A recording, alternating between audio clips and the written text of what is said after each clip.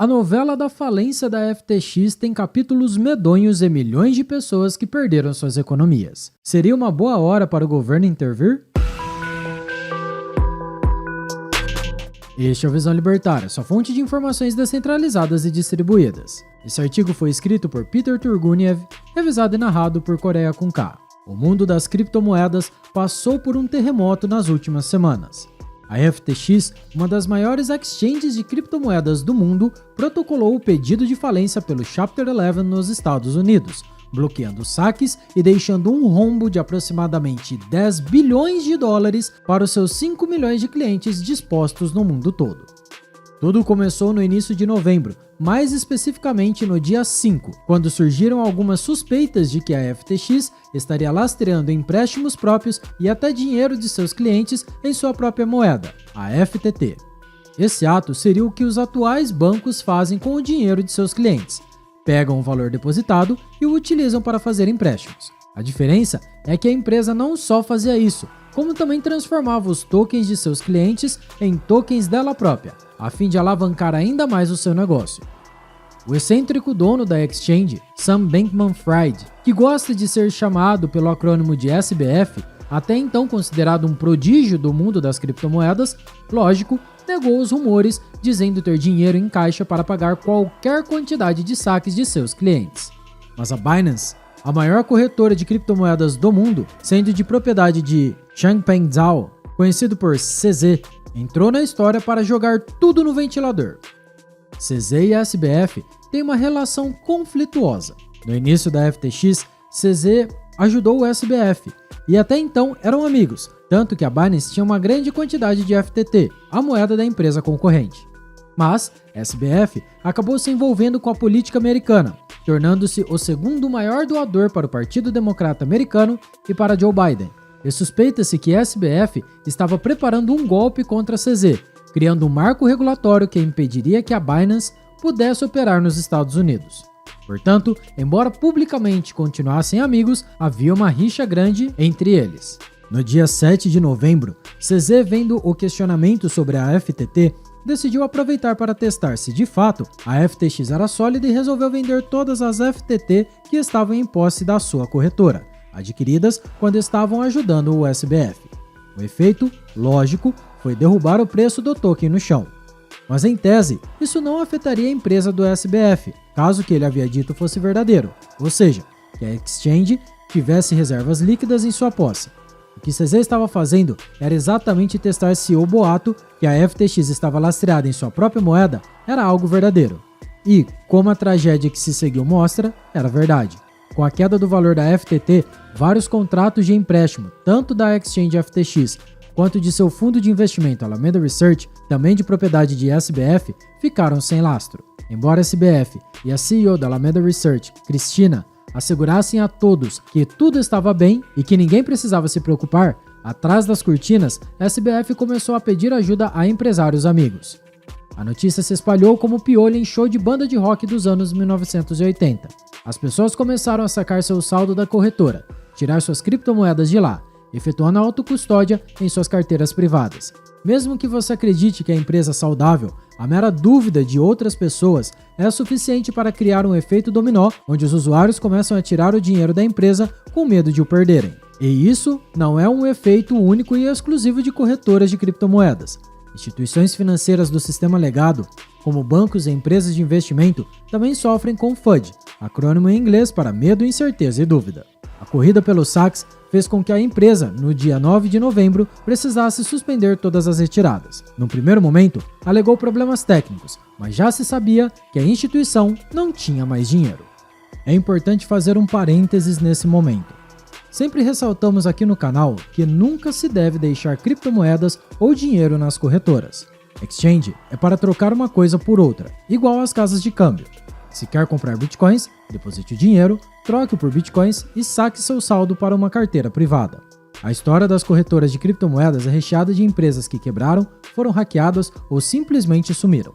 Nunca deixe dinheiro, nem cripto, nem bitcoin na exchange.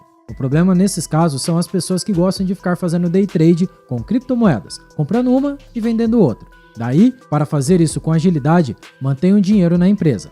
Nossa posição é que o Bitcoin é a única criptomoeda que de fato importa. As demais são frágeis, centralizadas e não fornecem nenhum valor à sociedade. Portanto, são ativos de risco. Você pode ganhar dinheiro investindo nelas, assim como pode ganhar apostando no cachorro no jogo do bicho ou no número 22 na roleta do cassino. Por isso, não recomendamos nenhuma outra criptomoeda que não seja o Bitcoin. Se não é Bitcoin, é shitcoin. Mas voltando ao caso da FTX. No próprio dia 8, o SBF anunciou que iria vender a exchange para a CZ, dono da Binance, para resolver o problema dos clientes. Porém, após CZ fazer uma due diligence, acabou optando por não adquirir a empresa, o que acendeu ainda mais alertas. No dia seguinte, dia 9, a SBF anunciou que entrou com um pedido de recuperação judicial da empresa. Em indústrias e lojas, recuperação judicial é uma medida possível. Você atrasa o pagamento de credores até ajustar os processos e a estrutura interna, a fim de voltar a ser uma empresa lucrativa. Mas em empresas financeiras, isso é muito difícil. Recuperação judicial, nesse caso, certamente vai se transformar em falência. Para piorar a situação, houve no dia 10 um possível hacking da empresa, pulverizando 600 milhões de dólares em ativos de contas que ainda estavam em poder da FTX. É difícil imaginar que isso não tenha sido feito pelo próprio SBF ou algum funcionário dele no intuito de salvar alguma coisa da empresa que agora certamente valerá zero. Ali isso ao fato de que foi visto seu jatinho particular saindo dos Estados Unidos, e você tem todos os indícios de que ele fugiu com o que restou do saldo dos seus clientes. Por fim, a situação atual é essa. Quem tinha dinheiro na FTX e não conseguiu sacar rápido, provavelmente perdeu tudo. Se for receber, será uma pequena parte no final do processo de falência daqui a vários anos. O SBF está nas Bahamas. Parece que tentou fugir para outros países, mas acabou detido em Nassau. Todas as criptomoedas tiveram uma queda significativa, com investidores ainda mais ressentidos com o risco. Sobrou até para o Bitcoin, que caiu para 16 mil dólares, devido a muitos investidores ainda confundirem a rede Bitcoin com as demais criptomoedas e também com empresas e suas falcatruas. Mas o pior foi o que se descobriu depois. Parece que as empresas, extremamente complexas e interligadas, que faziam parte do grupo FTX e Alameda Research, eram geridas por um grupo de 10 pessoas que moravam juntas em uma mansão nas Bahamas e tinham envolvimento romântico-sexual umas com as outras. Em outras palavras, a empresa era literalmente um bacanal. O problema ficou claro logo. A criptomoeda FTT era emitida pela FTX e servia de lastro para empréstimos em dólar e outras criptomoedas, tanto para a FTX quanto para a Alameda Capital. Literalmente, o SBF imprimia dinheiro do nada, como um banco tradicional. Inclusive, o SBF comentou em uma entrevista para Bloomberg que o sistema de yield das shitcoins era literalmente um sistema Ponzi. A empresa estava insolvente já há muito tempo, desde quando houve a grande queda de valor das criptomoedas no início do ano. Mais do que isso, existem indicações que SBF estaria por trás do ataque da criptomoeda Luna. Essa moedinha tinha uma falha algorítmica clara, mas ainda assim alguém precisava derrubá-la. E isso teria sido ação de SBF. Da mesma forma, a 3AC, Three Arrow Capital, que faliu em função da Luna, teria sido obra de SBF, bem como a Celsius Network. Parece claro que o mercado cripto precisa de regulamentação, certo? Como pode um esquema desse, que claramente é uma fraude, operar por tanto tempo e deixar tanta gente no prejuízo? Precisamos de leis e fiscais investigando tudo. Precisamos de mais governo. Precisamos regulamentar o mundo cripto. Errou! Por que você iria dar mais poder ao agente que também está por detrás de todo este problema? O governo, especificamente os democratas americanos, mais especificamente Joe Biden, pode estar atolado até as tampas nesse caso. Portanto, eles não seriam a solução do problema, já que ajudaram a criá-lo. Para entender por que o governo é muito mais problema do que a solução, é só se perguntar: de onde surgiu o SBF? O cara pode ser um gênio, pode ter ideias brilhantes, mas é muito difícil alguém que surgiu no mercado cripto em 2017 fazer tanto sucesso assim. De onde veio a grana para os investimentos? Quem financiou sua empresa? Bem, como tantos outros casos, vide, por exemplo, o escândalo Theranos, que tratamos no vídeo Caso Theranos. A nova Steve Jobs agora diz que a culpa é do namorado. O link está aqui na descrição.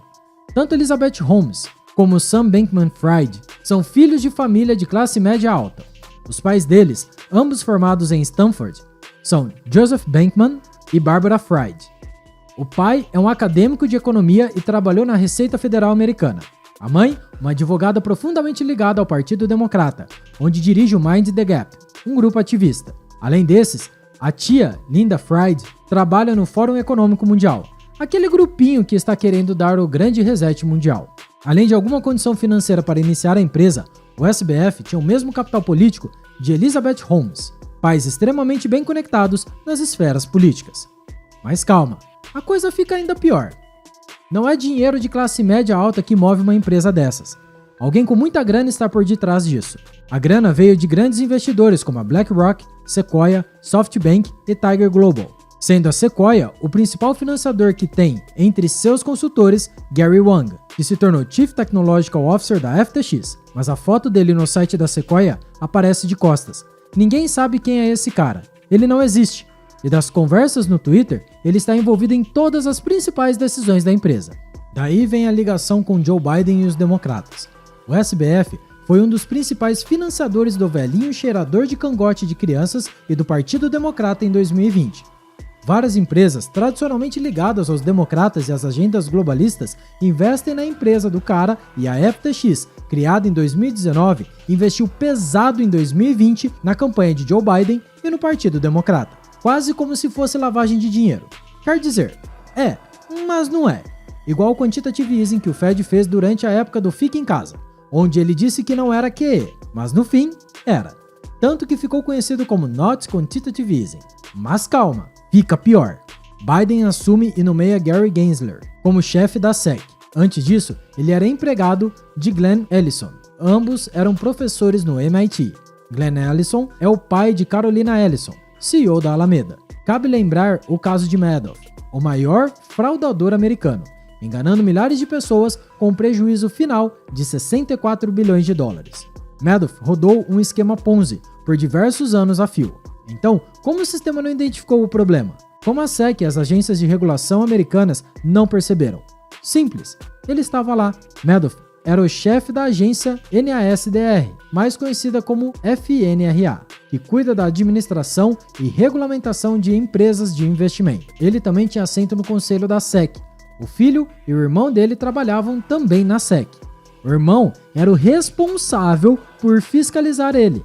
A SEC chegou a receber um relatório detalhando a fraude cometida por Madoff, com provas e evidências, mas o documento foi ignorado. Sim, curiosamente, Madoff era ligado aos democratas também. Olha, não é como se a SEC, o grande órgão regulador americano, tivesse cometido um erro e deixado passar isso. Parece, ao contrário, que tudo isso foi armado propositalmente por pessoas muito influentes entre democratas e políticos, e o SBF pode ter sido só um infeliz laranja nessa coisa toda. A visão é assustadora. Por fim, podemos concluir da seguinte maneira: o Estado sempre está por detrás de situações que envolvem falcatruas de bilhões de dólares. Ele ajuda a criar o problema e vende a solução, com regulações e limitações para o mercado. Shitcoins foram criadas apenas para enriquecer seus donos. Só o Bitcoin salva e, o mais importante, se os seus Bitcoins não estão na sua carteira, eles não são seus.